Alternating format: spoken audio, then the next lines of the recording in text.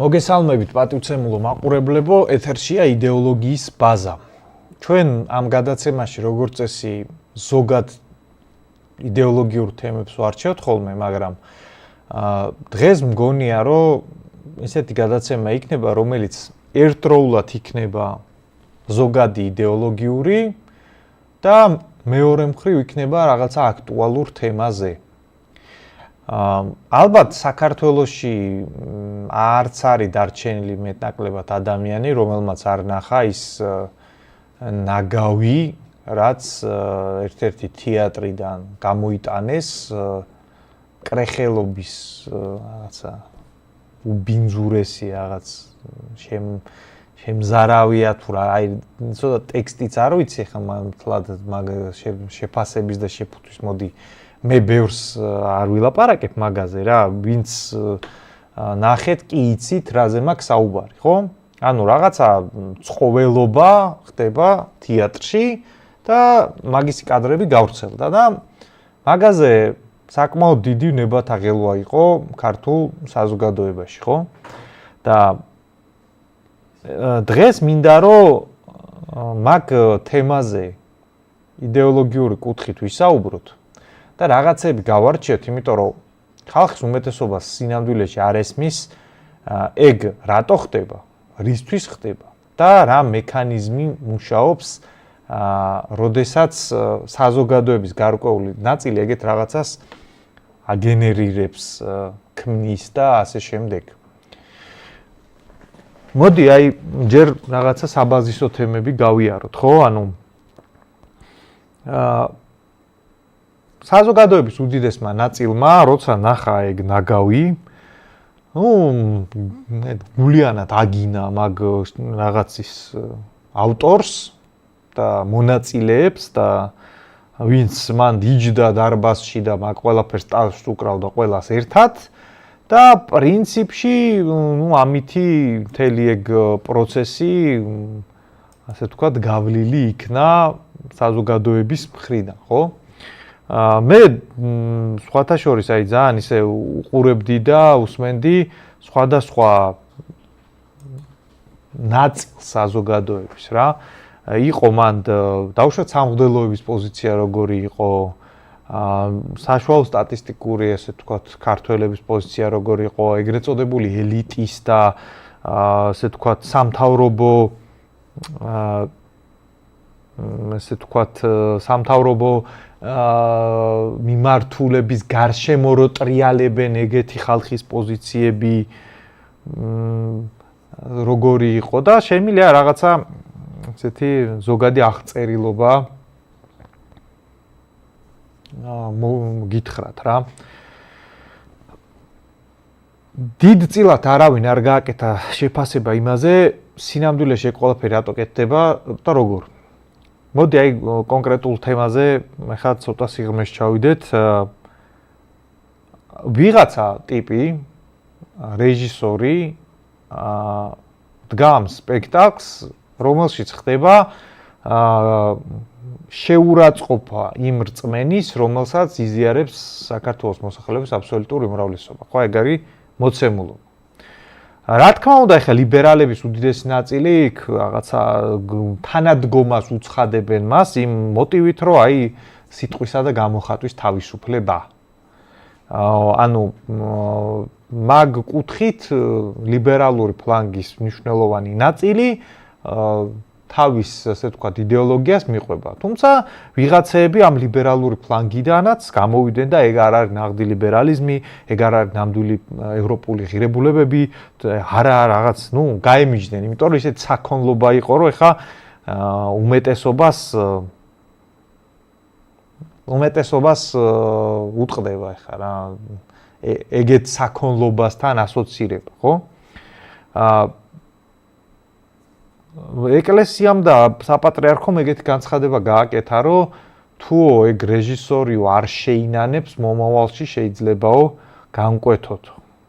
ახლა მე მან როგორც რიგით მრევლს და რიგით რაღაცა წევრს და ცუდ ქრისტიანს ერთადერთი ის კითხვა მიჩნდება, რომ მაშინ რა არ იქმედება რომლის შემთხვევაშიც პირდაპირ განკვეთენ და გაფრთხილებას არ გამოუტანე, ხო? ანუ მე ცოტა მაგაზეც დავიბენი, მაგრამ რა ვიცი, ეგ ჩემი, ესე ვთქვათ, შეფასების და განსჯის საკითხი არ არის. ჩემზე მეტი იციან და რახან ეგრეთ ჩათვალეს საჭირო, ესე იგი ეგრეთ ჩათვალეს საჭირო. მაგრამ მე შემიძლია ამ ყველაფრის იდეოლოგიური და პოლიტიკური ანალიზის გაკეთება, ეგ ჩემი სფეროა და მოდი აი ამ ჩემი სფეროს გადმოსახედიდან გეტყვით რა შეცდომებს უშვებს ჩვეულებრივი ქართველი და რა არასწორი შეფასება კეთდება მაგ პროცესზე, იმიტომ რომ საკითხი როგორ დადგა, რომ აი ვიღაცა გამოშტერებულმა დეგენერატმა რაღაცა საქონლობები დადგა თავის თეატრში და ანუ მაგის დედაცვატირე ეს რა გააკეთეს ამათი ესე და ის. აი ეგ არის ზოგადი შეფასება და პირველი, ასე ვთქვათ, შეცდომა ის არის, რომ ეს არ არის ერთი კონკრეტული ადამიანის რაღაცა კერძო შტერული ინიციატივა. ნუ ვიღაცამ შეიძლება დააყენოს საკითხებს, საიდან მოიტანე. საიდან მოვიტანე და მე მაგალითად მახსოვს საკმაოდ დიდი ხნის წინ, აი წლების წინ დიდი შოკი გამოიწვია მაგალითად იგივე თეატრალური სივრციდან გამოვიდა ეგეთი კადრები, თეატრალური სტუდენტები დასკვით გამოცდაზე, ესე წრეზე რო იჯდნენ და გამოცდას როგორ აბარებდნენ, ანუ ერთმანეთს აფურთხებდნენ წრეში ესე სახეში. და მაშინაც ძალიან ესეთი დიდი ნებათა ღელვა გამოიწვია ამან და მაშინაც ეგ შეფასებები იყო, რომ ნუ ეს რა ცხოველობა და ალბათ ლოკალურად ვიღაცა რატომღაც გაგიჟდა. ანუ ამ ქმედებებში სისტემურ რაღაცა კვალს როგორც წესი ხალხი ვერ პოულობს, ან თუ პოულობს ეგ სისტემური კვალის ძებნა მიდის ხოლმე რაღაცა შეთქმულების თეორიებზე რა. მოდი ახლა ავხსნათ რა ტექნოლოგია გამოიყენება და რა კეთდება ეგეთი ქმედებებით. ამისთვის გვჭირდება რამდენიმე ცნება და პირველი ცნება, რაც ჩვენ ამ იდეოლოგიის ბაზაში უნდა გავარჩიოთ, ეს არის საკრალური.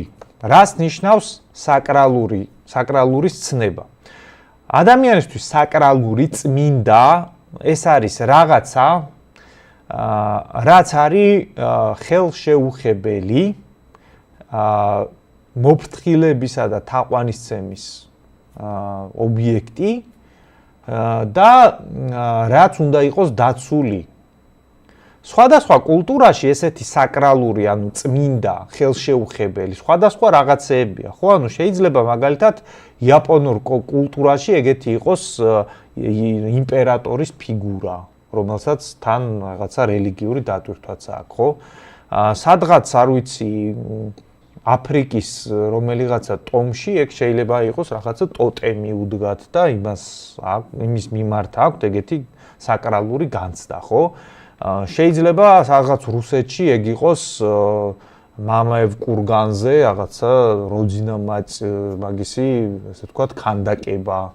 სადღაც ამერიკაში ეგ შეიძლება იყოს 9/11-ის მემორიალი, ან არლინგტონის სასაფლაო, სადაც ესე ბრძოლაში დაღუპული ადამიანები არიან დაკრძალული. ანუ ეგ ყველაფერი შეიძლება იყოს რაღაც მატერიალური ობიექტი და ასევე საკრალური შეიძლება და როგორც წესი არის ხოლმე იდეა, იდეალი და რაღაც ღირებულება.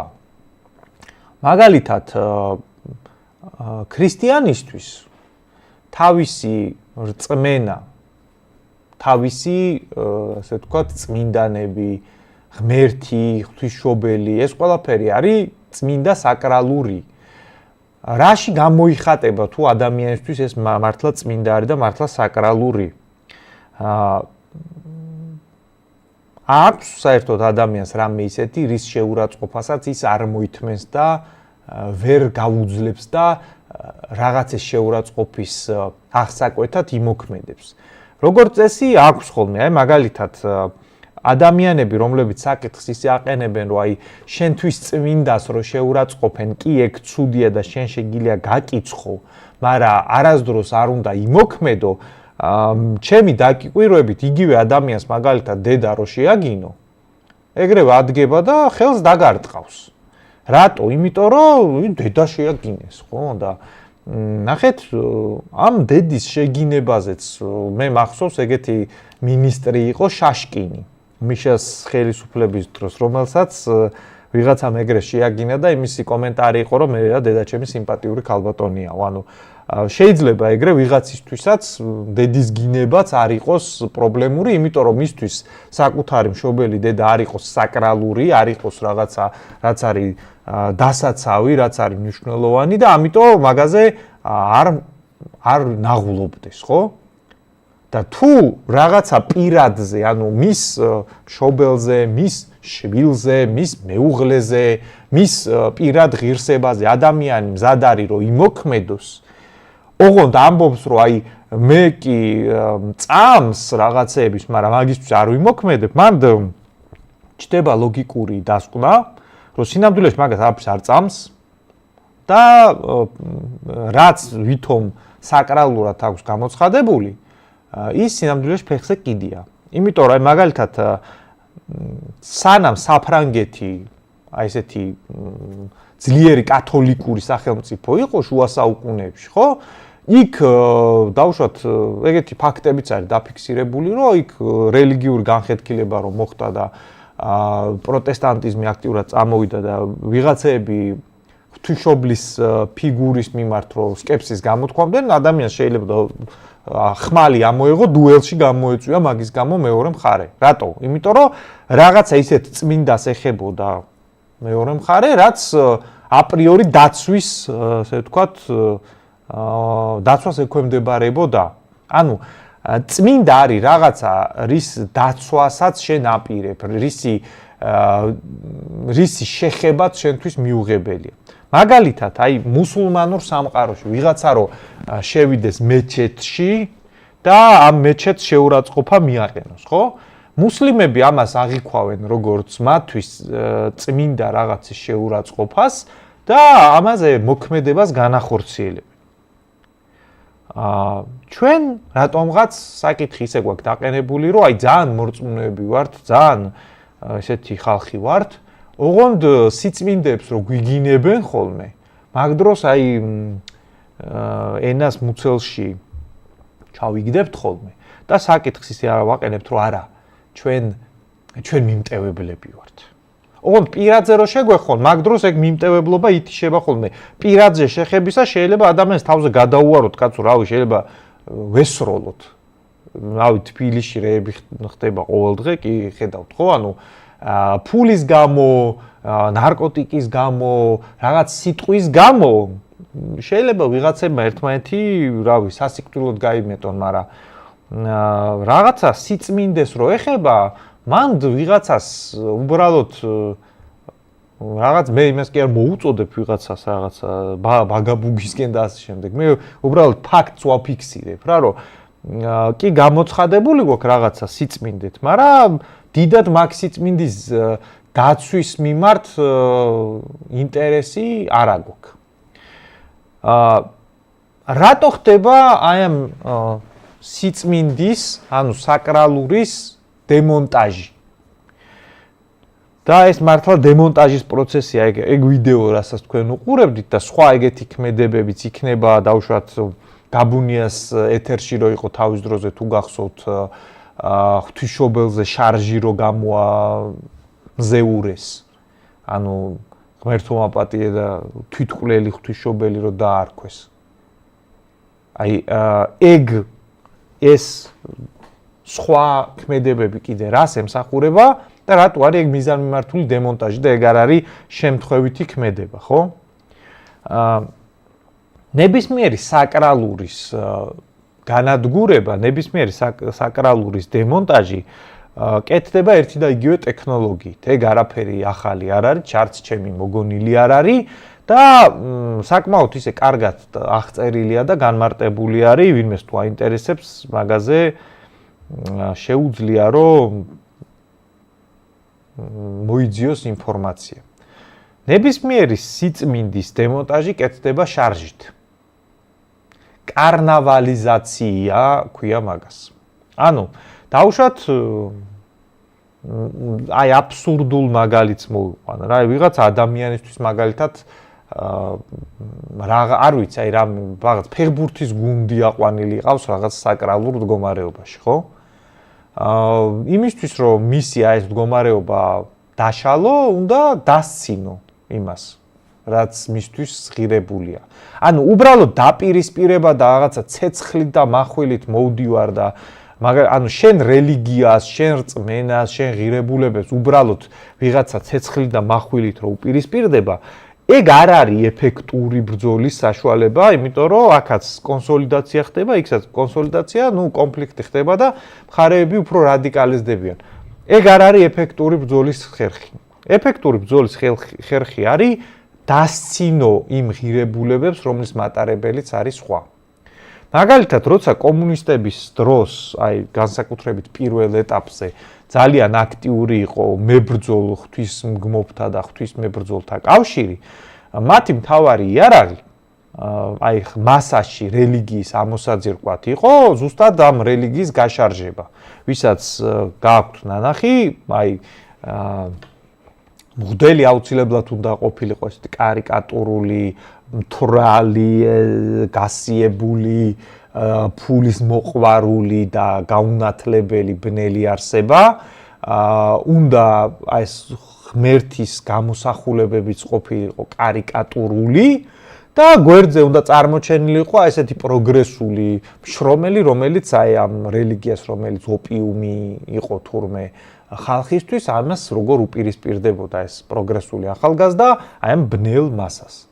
და მეთოდები პრინციპში დიდად არ შეცვლილა, არაფერი მაგ პროცესში ახალი არ არის. და ვინმეს თუ გონია, რომ აი ეგ ქმედებები არის შემთხვევითი, არის კონკრეტული ადამიანების არაჯანსაღი ფსიქიკის შედეგი, მან არაჯანსაღი ფსიქიკაც რა თქმა უნდა მონაწილეობს, იმიტომ რომ მან მაგ პოზიციაზე და მაგ იდეოლოგიურ, ესე ვთქვათ, მიმართულებაზე არ იქნებოდა ადამიანი ცოტა რომ არეული არ ქონდეს ტვინში, მაგრამ მაგასთან ერთად ძალიან კონკრეტული მექანიზმი, ძალიან კონკრეტული ამოცანა დგას და ამას თან ვინმე კი არ მალავს. მთელი ლიბერალური პროპაგანდის ლოზუნგი ერთ-ერთი მთავარია, ესეთი დროშა, რომლითაც ხდებოდა ხოლმე საქართველოში ეგრეთ წოდებული პროგრესული იდეების შემოტანა, არის ეგრე ჟღერს. დავანგრიოთ სტერეოტიპები,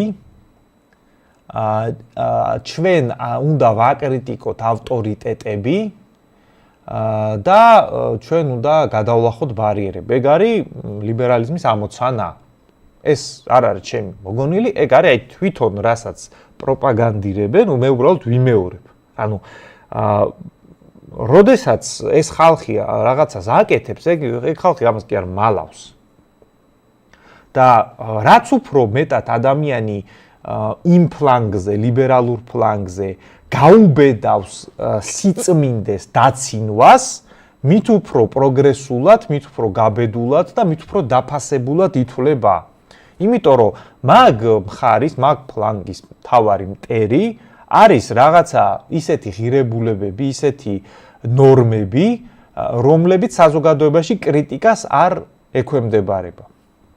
მათთვის ყველაფერი, რაც შეტევას და კრიტიკას არ ექვემდებარება, ავტომატურად არის პრობლემა და უნდა დაინგრეს, უნდა დაიმსხვრეს, იმიტომ რომ მათთვის ნებისმიერი რაღაც, რაც ხელშეუხებელია, არის დიქტატურის გამოვლინება. აი, ნებისმიერი ლიბერალის ანატომია რო წარმოვიდგინოთ, ხო? როგორც აი ხარს წითელ ნაჭერს რო აუფრიალებ წინ, ზუსტად ეგრე მოქმედებს ნებისმიერ ლიბერალისტვის ავტორიტეტი, საკრალური და ტაბუ. ტაბუ არის რაღაცაზე, რო შეხება ამ ზღვარის გადაკვეთა არ შეიძლება, ხო? მათ ფლანგში სიკველეთ, პროგრესულობად ითვლება ამ ტაბუების, ამ შეზღუდვების სხრევა. რატომ? იმიტომ რომ ნებისმიერი საზოგადოება, სადაც რაღაცა ნორმები არსებობს, აი სიკეთის, სიმართლის, ღირებულებების, აპრიორი არის არასაკმარისად ლიბერალური. ლიბერალიზმის აზრი და მისი მთავარი ამოცანა არის, რომ ყველა აზრი, ყველა პოზიცია, ყველა შეხედულება, ყველა მორალური პოზიცია თანაბრად მნიშვნელოვნად გამოცხადდეს. კონსერვატიულ საზოგადოებაში ყველა პოზიცია თანაბარი არ არის. ყველა ღირებულება თანაბარი არ არის. მაგალითად, ქრისტიანულ საზოგადოებაში სატანისტური პოზიცია თანაბრად ღირებული ქრისტიანობის არ არის. ქრისტიანულ საზოგადოებაში ძალიან ცალსახად არის დაყენებული ჭეშმარიტება არსებობს. ვიღაცები ამ ჭეშმარიტებისკენ მიდიან, ვიღაცები არ მიდიან, ვიღაცები საერთოდ თავს იღუპავენ, მაგრამ საკითხის ისე დაყენება, რომ პატიოსანი ქალი და მეძავი თანაწონადია და ორივეს არჩევანია და საკითხის ისე დაყენება, რომ ეს უფრო კარგად იქცევა, ვიდრე ეს ეგ არ შეიძლება. საკითხის ისე დაყენება, რომ აი ვიღაც მაგალითად კულტურულად იქცევა და ვიღაც საკუთარ ბოდიში მომთხოვია იმაში ნაყევში, რომ აგდია სადღაც ნარკოტიკებით გაბრუებული ეგორივე არჩევანია და ორივეს პატივი უნდა ვცეთ, ხო? ანუ კულტურულ საზოგადოებებში ეგრე არ არის. კულტურულ საზოგადოებებში ადამიანის სურვილს რაც უნდა ის აკეთოს, უპირისპირდება რელიგიური, ეთიკური, საზოგადოებრივი ნორმები, რომლებიც მარტო კანონებზე არ დაიყვანება. უმეტესობა მაგ ნორმების სინამდვილეში კანონებს იქით არის და საზოგადოება ახორციელებს წნეხს, ანუ ცხოველივით რო იქცევი, მაგაზე საზოგადოება რეაგირებს და საერთოდ დიდწილად არც მიდის ეგ ყველაფერი საკანონმდებლო რეგულაციებამდე, ხო? საზოგადოება ახდენს ისეთ წნეხს, რომ ადამიანმა ეგეთები არ ქნას. ლიბერალიზმის ამოცანა არის, რომ ეგეთი წნეხი არ იყოს. ლიბერალების საოცნებო საზოგადოებაში ყველას მიმართ უნდა იყოს მიმღებლობა. ყველანაირი ქმედების მიმართ. როგორ ხდება აქ ჩანაცვლება და როგორ გვტენიან ლიბერალები, თითქოს მათი ეს მიმღებლობა იყოს ქრისტიანობის გაგრძელება. ძალიან მარტივად, ქრისტიანობაში მიმღებლობა ხდება ადამიანის. ლიბერალიზმში ხდება მიმღებლობა ამ ადამიანის ქმედებების. არა და ეგ ორი სხვადასხვა რაღაცა არის. ქრისტიანობა ამბობს, რომ შენ უნდა ეს ცოდვილი, როგორც ადამიანი, გიყვარდეს იმიტომ, რომ ამაში, როგორც ღვთის ხატში არის ღირებულება, იმის მიუხედავად რეებს აფუჭებს ეს და შენ უნდა გინდოდეს, რომ ეს გამოსწორდეს. და ლიბერალიზმი გეუბნება, რომ ამან რაც არ უნდა გააკეთოს, მაგის მიმართ უნდა გქონდეს მიმღებლობა. და ამის ჩანაცვლება ხდება. მაგიტო არის ვიღაც დეგენერატები რო გამოდიან და ლიბერალიზმი არის ჭეშმარიტ ქრისტიანობა, არა. ქრისტიანობა თავისი არსით ამბობს, რომ ჭეშმარიტება ეს არის. დანარჩენები ცდებიან. უკიდურესად არალიბერალური რელიგია არის ქრისტიანობა, იმიტომ რომ ქმედებების მიმართ რელატივისტური მორალით დამოკიდებულება არ აქვს ქრისტიანობას. ქრისტიანობა არ ამბობს, რომ ვინც რა უნდა ისაკეთოს, ყველას აზრი თანაბრად სწორი არის, არა. ქრისტიანობა ამბობს, რომ უმეტესობა ისეთ სისულელებს ვაკეთებთ და ისეთ მივქარავთ, რომ თავს ვიღუპავთ და გადასარჩენები ვართ. ანუ ქრისტიანობა ადამიანში ხედავს ღირებულებას და ლიბერალიზმი ამ ადამიანის მიერ ყველაფრის კეთებაში ხედავს ღირებულებას.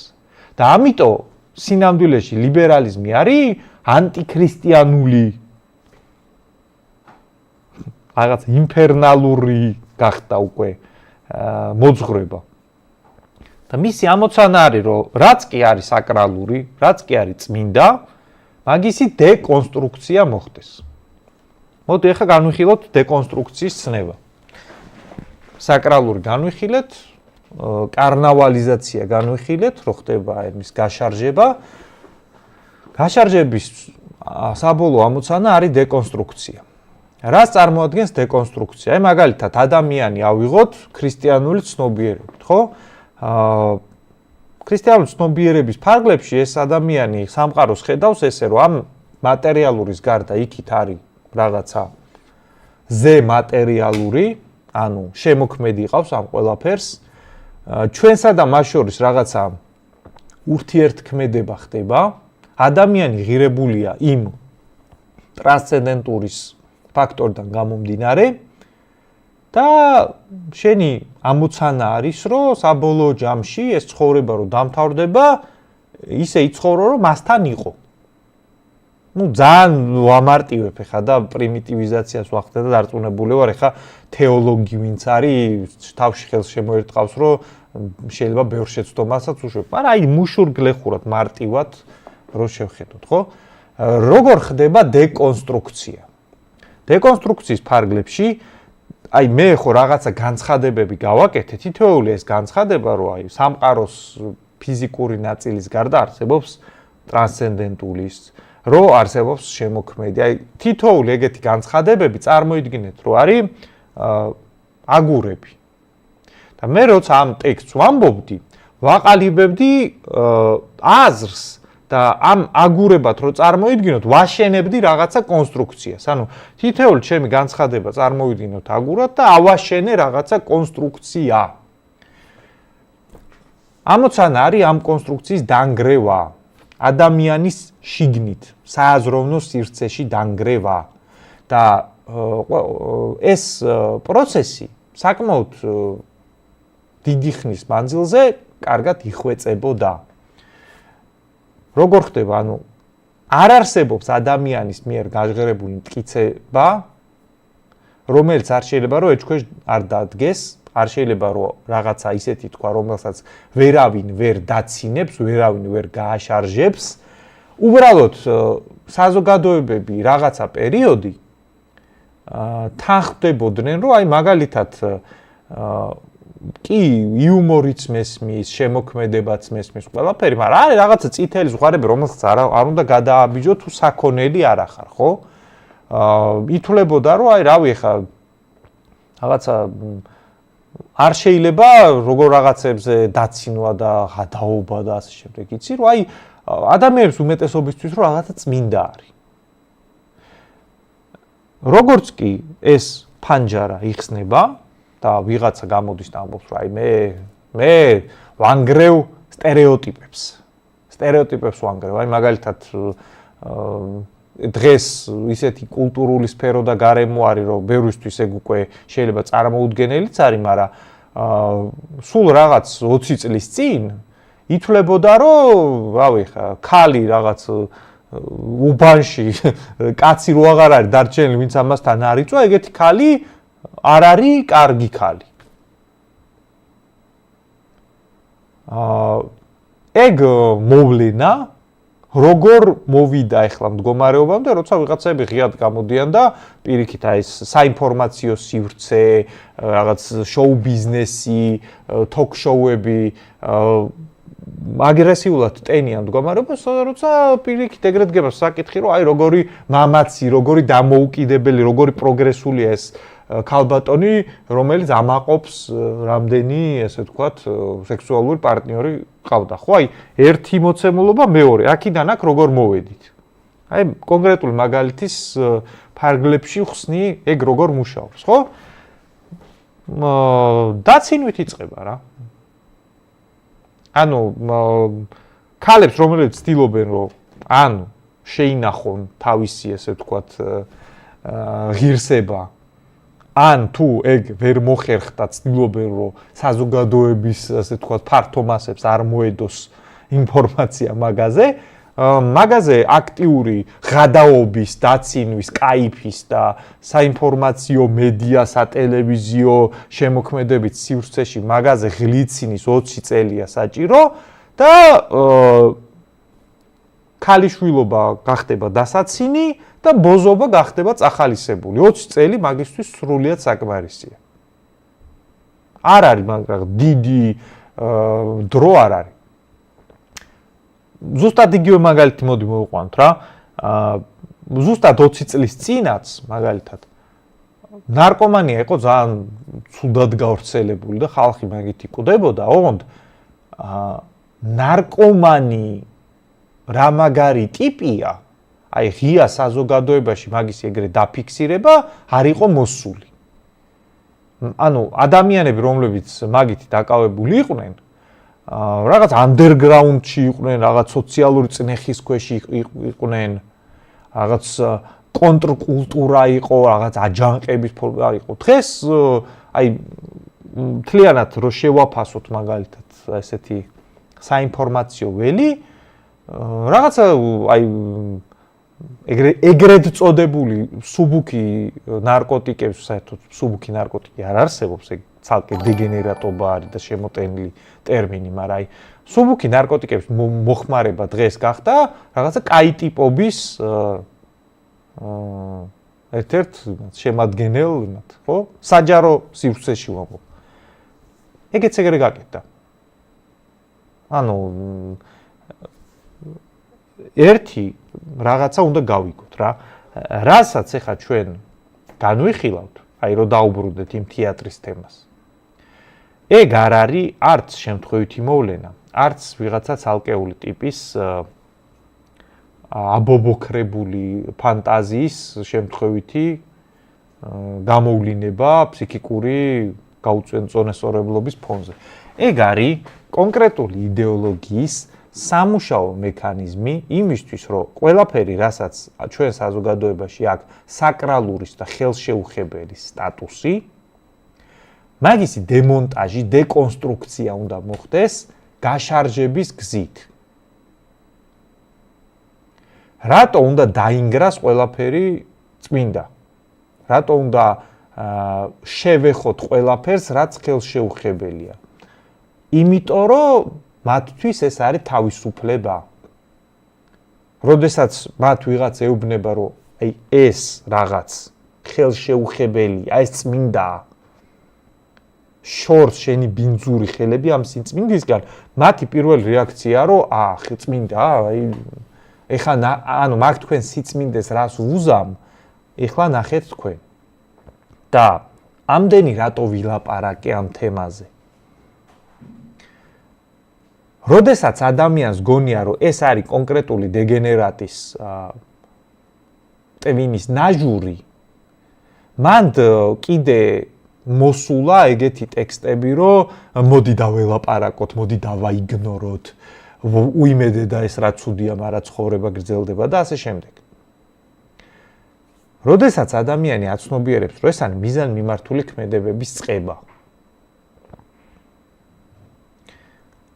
მერე შემოდის კითხვა, რომ აი კი გავაცნობიერეთ, რომ ჩვენთვის რაც არის საკრალური, იმის წინააღმდეგ რაღაც ადამიანების ჯგუფს თავის იდეოლოგიური კონტექსტიდან გამომდინარე გამოცხადებული აქვს საინფორმაციო იდეოლოგიური ომი. მიზანმიმართულად ახდენენ გარკვეული ღირებულებების სისტემის დეკონსტრუქციას. რა შეგვიძლია გავაკეთოთ ამასთან დაკავშირებით ჩვენ? ამაზე პასუხი არის შემდეგი. შენ თუ არ შეგიძლია შენთვის რაც არის საკრალური იმაზე შეურაცხყოფის საპასუხოდ ხისტი პასუხი გასცე, უბრალოდ სიტყვებით პინგ-პონგის თამაშით შენ წააგებ. რატო წააგებ აგიხსნით? აი სიტყვიერი პოლემიკის ფარგლებში რო გადავიყვანოთ ეს ყველაფერი. აი ვიღაცა ცხოველი არის მაგალითად შენ სარწმუნოებაზე, ღმერთზე, ღვთისმშობელზე ღადაობს. და ანუ შენი საპირისპირო რა არის მაგის სიტყვიერ პოლემიკაში რა უნდა ქნა? რას უნდა შეუტიო შენ აქედან იმას რომ ფეხზე არ ეკიდოს? იმისი მთავარი ძალა ის არის რომ მას არაფერი წმინდა არ გააჩნია. ზოგადი ტრანსცენდენტულიდან დაწყებული პირადი ოჯახის წევრებით, მშობლებით და იმით დამთავრებული ყველაფერზე გასდის მას შეურაცხყოფა, გინება. ანუ შეუძლებელია შეურაცხყოფა მიაყენო ადამიანს, რომელსაც ღირსება არ აქვს. არადა ეს ხალხი საკუთარი და სხვისი ღირსების დეკონსტრუქციით არის დაკავებული, ხო? ანუ საკითხს ისე აყენებს, რომ მე რომ მე დავცინე ამას. და თუ შენ გონია რომ ამის საპირისპიროდ ეხა მეც ამას ისეც ვეტყვი. არა, მას არ აქვს არაფერი ისეთი, რაზეც შენ შეგიძლია რომ ვერ შეურაცხყოფ ადამიანს, რომელსაც ღირსება არ აქვს. არ გამოვა. საზოგადოებები არსებობს, სადაც მსგავსი ქმედებების კუთხით მაგ პრობლემებს სხვანაირად აგვარებენ. ვიღაცებს მაგ საზოგადოებებზე ცხვირი აქვთ აბზუებული. მაგალითად, მუსულმანური სამყაროს უმეტეს ქვეყანაში მსგავს ქმედებებზე საზოგადოებასაც და სახელმწიფოსაც აქ ხისტი პასუხი და პოზიცია. და სანამ საქართველო მართლა მართლმადიდებლური ქვეყანა იყო და არა ის ფსევდო ვითომ რელიგიური, ვითომ ტრადიციული, როგორც ახლა გავხდით და ჩვენ ტრაგედია მაგაში არის. და ერთ-ერთი მარკერი ეგეც არის. აი რომ ვამბობთ, რომ აქ სინამდვილეში უმეტესობა ვიბრალებთ მართლმადიდებლობას, ვიბრალებთ ქართველობას, ვიბრალებთ ტრადიციებს და სინამდვილეში არ ვართ, მაგისი მთავარი ერთ-ერთი მაჩვენებელი ზუსტად ეგ არის. რომ რაღაცები, რაც გამოცხადებული გვაქვს ჩვენთვის წმინდად, ღირებულად, მნიშვნელოვნად, იმის შეურაცხყოფაზე რეაქცია არ გვაქვს. ფეხზე გვკიდია. მე მაგალითად ძალიან კარგად მახსოვს ევროკავშირის დროშის დაწვაზე როგორ დაიჭირეს ლაშა შაროხია ცხეთაში. და ძალიან დიდი ძალისხმევა მოგვიწია, რომ ეგ ადამიანი ციხეში არ ჩარჩენილიყო. რამდენიმე წელი უნდა მждარიყო ეს ადამიანი ციხეში, რატო? იმიტომ რომ ევროკავშირის დროშა დაწვა. ანუ ქმედება განხორციელდა. ხო აი რა არის ევროკავშირის დროშის დაწვა? ეს არის რაღაცა სიმბოლოს შეურაცხყოფის აქტი. და რახან ამ სიმბოლოს შეურაცხყოფის აქტზე სასჯელი მოდის, ესე იგი ეგ სიმბოლო ამ საზოგადოებისთვის არის საკრალური და ღირებული. და როდესაც მე ნატაფერაძემ სამებაში ხატს საღებავი შეასხა, მის შემთხვევაში სახელმწიფომ რაღაცა, მე მგონი 2 დღით თუ რაღაცა ადმინისტრაციული სასჯელი გამოიყენა. და კიდევ გვპირდა რომ ეგეთ ქმედებებზე კანონს მივიღებო, მაგრამ კანონი ფეხზე დაიკიდა. რატო? იმიტომ რომ ხატი ნაკლები ღირებულება დღევანდელ ქართულ სახელმწიფოში, ვიდრე ევროკავშირის დროშა. და მოდი თავს მოვიტყუებთ, რომ ეგ ეგრე არ არის. იმიტომ რომ პრობლემის გამოსწორება იწყება პრობლემის აღიარებიდან. და მოდი გულწრფელად ვთქვათ, რომ საქართველოში ახლა ეგეთი ტრაგიკული მდგომარეობა არის. სანამ ჩვენ არ შევძლებთ, რომ რაც წმინდა გვაქვს გამოცხადებული, იმისი დაცვა უზრუნველყოთ, ესე იგი ის რაღაც ჩვენთვის წმინდა არც ყოფილა. როდესაც საქართველოში ეგ წმინდა იყო, მაშინ საქართველოში ქართველები სხვანაირად იქცეოდნენ. და რაც უფრო მალე, რაც უფრო მეტი ადამიანი გააცნობიერებს, რომ ჩვენთვის ღირებული, ჩვენთვის მნიშვნელოვანი წინააღმდეგ საინფორმაციო იდეოლოგიური ომი წარმოებს და რაც უფრო მალე მიხვდება, რომ ჩვენ მაგაზე რაღაცა გვაქვს გასაკეთებელი, მით მალე გაჩნდება შანსი, რომ ამ ქვეყანას რაღაცა ეშველოს. ამ ქვეყანას არ ეშველება არაფერი doing business-ში რაღაც ჩამონათვალში საქართველოს მე რამდენი ადგილზე გავა. რა დასკვნაში მოხვდებით, არ ვიცი, ევროკავშირის, ამერიკის ან რომელიმე სხვა სარეიტინგო სააგენტოს კუთხით, ხო? საქართველოში ქართველებს თუ რამე აქვთ კიდე შერჩენილი, რაც არის მათთვის წმინდა და დაცვა ღირს, მაშინ ამ ქვეყანას მომავალი აქვს. თუ ეგეთი არაფერი არ დაგვრჩენია, მაშინ ლოგიკური შედეგი დადგება. აი ეგ არის დღევანდელი ჩემი გადაცემის სინამდვილეში სათქმელი. წამით მგონი დონაცია არის მოსული და მანე მაგასაც ვნახავ.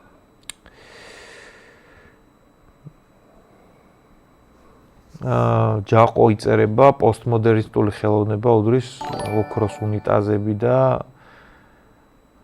ამას ვერ წავიკითხა ხა თამბოლო ანუ კი პოსტმოდერნისტული ხელოვნების ამოცანა არის შენთვის თუ რამე არის წმინდა იმისი შეურაცხყოფა რომ დეკონსტრუქცია მაგისი ბოლომდე მოხდეს დიდარი ორკი მე ერთ დღეში ორი გადაცემა უკვე სერიოზულია დავაიქოთ ყველა მონო მადლობა თანადგომისთვის და მოდი რო შევაჯამოთ და პარალელურად შეგიძლიათ რომ გამოუშვათ ხოლმე მე კითხვები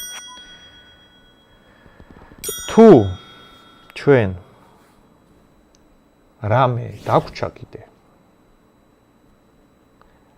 ეგ ჩვენი ტექსტებით არ გამოჩნდება სუფრაზე პატრიარქის სადღეგრძელოს დალევით არ გამოჩნდება. სამშობლოს სადღეგრძელოს დალევით არ გამოჩნდება.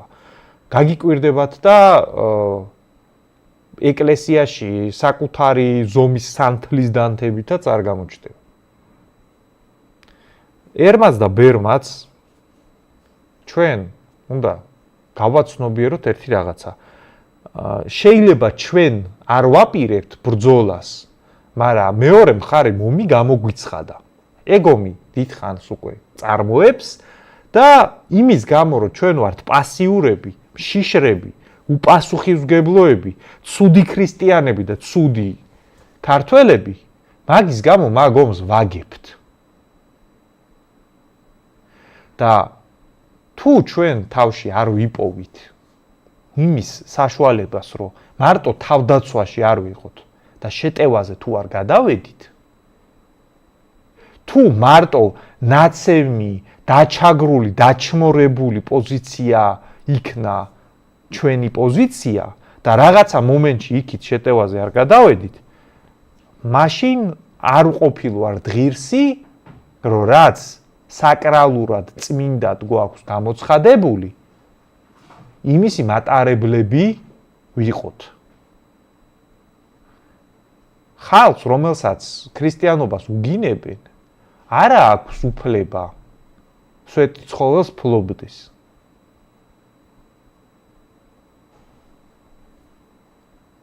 ვინც ეგ აშენა რატოც აშენა იმათ ქონდათ მაგისი უფლება იმიტომ რომ დაცვის თავი ქონდათ იმისი რასაც აშენებდნენ ჩვენ აღარა გვაქვს იმიტომ რომ ღირებული როგორც ჩანს აღარ არის ან გამოფხიზდება ხალხი ან დავკარგავთ და რაზეც რეაგირებთ მაშინ ის არის ჩვენთვის წმინდა ის არის ჩვენთვის ღირებული და ის არის მნიშვნელოვანი აი ეგ არის სიმართლე დანარჩენი ყველაფერი ბოდიალია ამ არც თუ ისე პოზიტიური სიტყვებით დღევანდელი გადაცემა უნდა დავამთავრო. იმედია რომ დაადგება საშველი საქართველოში იმას რომ მარტო ვიშვიში მარტო ვიღაცების შერცხვენა რას კადრულობ ახალგაზრდაო, ეს აღმაშფოთებელია და ესეთი ტირილის მდგომარეობის ტექსტები კი არ იქნება. Რაღაცა დაგვეტყობა, რომ ერი ვართ კიდე, კაცები ვართ და რაღაცას ღირებულება აქვს. მადლობა და კარგად ბრძანდებოდეთ.